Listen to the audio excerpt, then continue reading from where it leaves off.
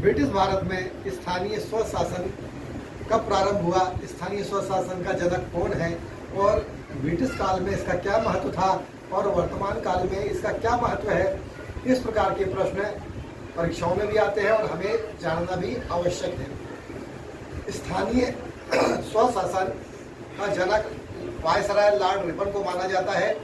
Viceroy Lord Ripon ने सन 1882 में इसका एक संकल्प पत्र प्रस्तुत किया और यह तभी से प्रारंभ माना जाता है।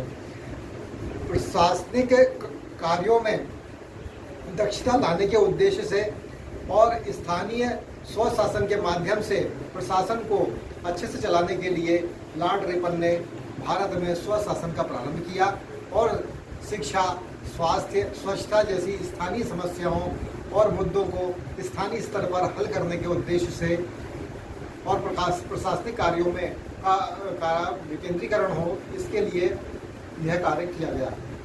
भारतीयों में इससे शासन में भागीदारी बढ़ी और उनमें है तो लोकतंत्र के प्रति जन जागृति आई।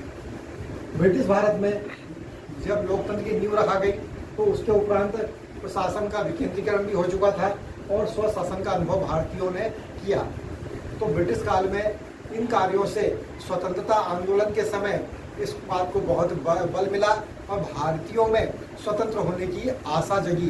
उनमें नया उत्साह उत्पन्न हुआ कि हम भी शासन चला सकते हैं, हम भी स्वतंत्र देश के नागरिक हो सकते हैं।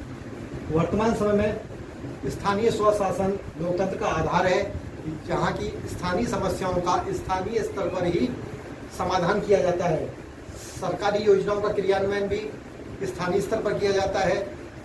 योजना केंद्र सरकार की हो अथवा राज्य सरकार की हो, उनके क्रियान्वयन में स्थानीय स्वशासन संस्थाओं का बड़ा ही महत्वपूर्ण योगदान है। स्थानीय स्तर पर सतत विकास के लिए यह बहुत ही अनिवार्य है, क्योंकि इसमें जनता अपने प्रतिनिधि से स्वयं बात कर सकती है, उनके साथ मिलकर कार्य कर सकती है।